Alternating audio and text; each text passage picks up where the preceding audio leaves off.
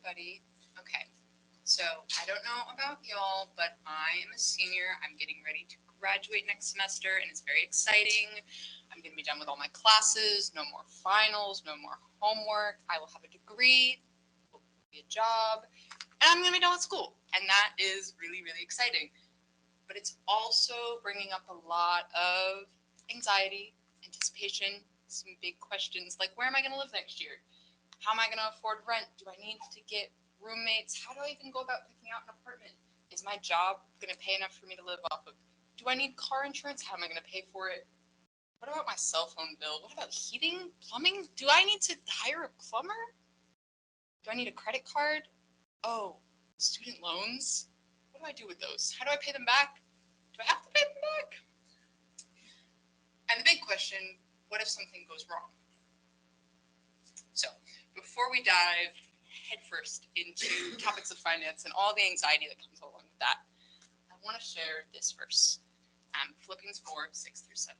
Do not be anxious about anything, but in every situation, by prayer and petition, with thanksgiving, present your requests to God. The peace of God, which transcends all understanding, guard your hearts and your minds in Christ Jesus.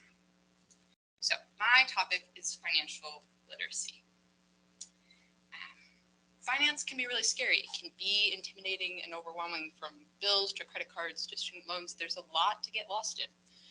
And financial literacy is really important for people of all ages, but it's particularly important for college-age students getting ready to graduate. We're transitioning from this world of academia that we've become really used to, we've been comfortable in for our entire lives pretty much, into the world of work and to all the additional financial responsibilities that come with it. For a lot of college students, we feel underprepared.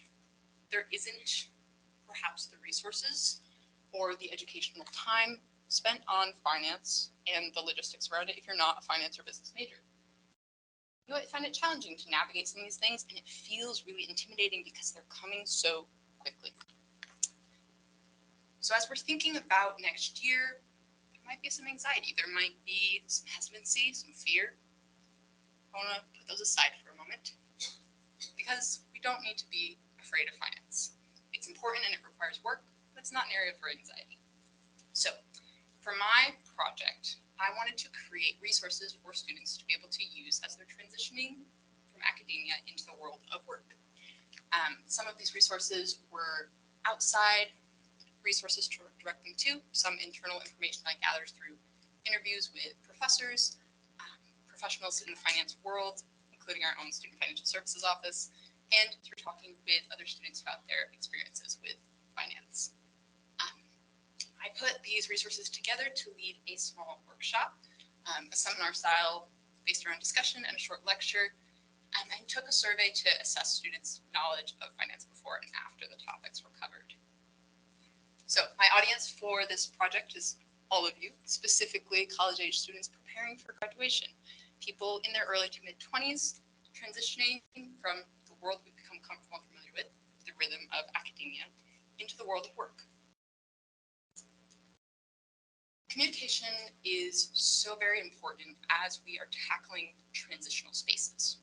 You're coming from a place where you have a lot of knowledge, you understand the patterns and the rhythm of life and your responsibilities within it, and we're stepping into a new place. And in that space between, there's a lot of hesitancy, a lot of anxiety, a lot of unknowns. In that space, there can feel like a lot of gaps. And this is where communication steps in. We fill those gaps with knowledge. Specifically in this project, I wanted to take the communication strategy I had learned and tailor them to the group of students I would be working with. Tailor them really specifically to college-age students who don't have a background in finance or business. One of the big barriers when we talk about financial literacy is the way that it's discussed. It's definitely, there's a lot of math that's involved and a lot of big terms that we throw around. So it can be really intimidating to start learning about those topics.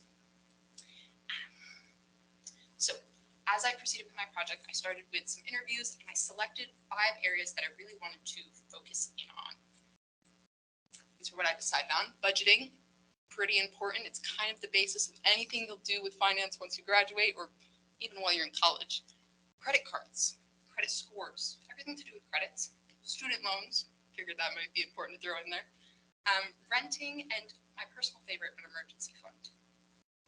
So I gathered up resources to equip students with external sources, things like studentaid.gov, that provide a lot of great resources for students preparing to graduate when they're looking at paying back their student loans and the options that are relevant to various students depending on what they borrowed and what financial qualifications they'll meet in their postgraduate jobs.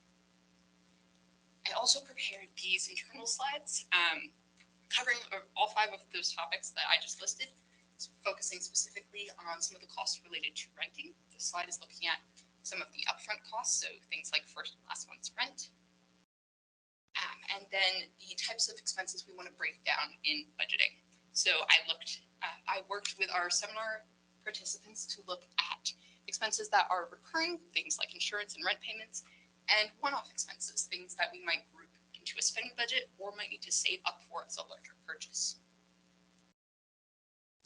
One of the activities I had the seminar group do was ranking spending priorities, essentially.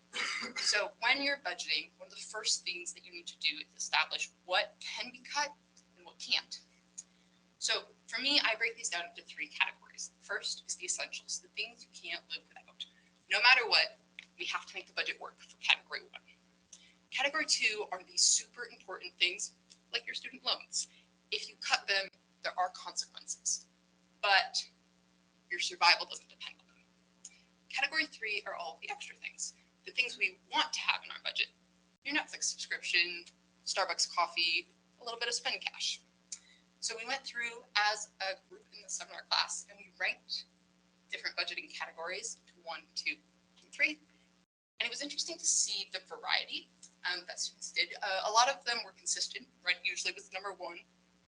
Groceries tended to be in the first category. But things like transportation and savings weren't always in category 1 or category 2. It moves around a little bit.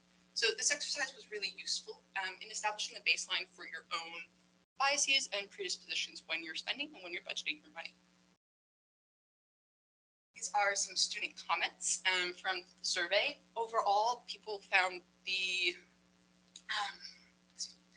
seminar useful and especially appreciated the chance to ask questions and do a practical activity related to budgeting. So after we ranked our spending options, we actually had sample budgets that I had prepared, and I assigned each participant a fake income and a couple of mandatory spendings that they had to make, and then they built a budget around it. These are some of the results from the survey. This is like the overall familiarity with the financial concepts. And this is after the class. You can see we moved up to much better understanding of most of those concepts. Communication is so vital in addressing all social issues. It offers us tools and structures to approach unique problems and to share new ideas and techniques with others. Knowledge is power, and sharing it is a way of equipping one another. When it comes to the specific issue, working with other students, it was important to really tailor the communication to their skill levels and to their understanding, and to have a dialogue that was flexible for question and answer discussion. I really enjoyed getting to do this project specifically at the seminar and getting to talk about my interests and work with other students to really hear feedback from them and have some open dialogue around topics that we don't talk about that much. Particularly as a Christian, I found this a really enriching topic. So as Christians, it's important for us to be good stewards of our money, and we probably hear that thrown around in church a lot, but we don't often talk about the practical steps of actually being good stewards of our money and caring well for ourselves and for others. So the class that I led and some of the resources I prepared are a really good first step in gaining just a baseline in taking those first steps to care for ourselves well, care for others, and care for our world.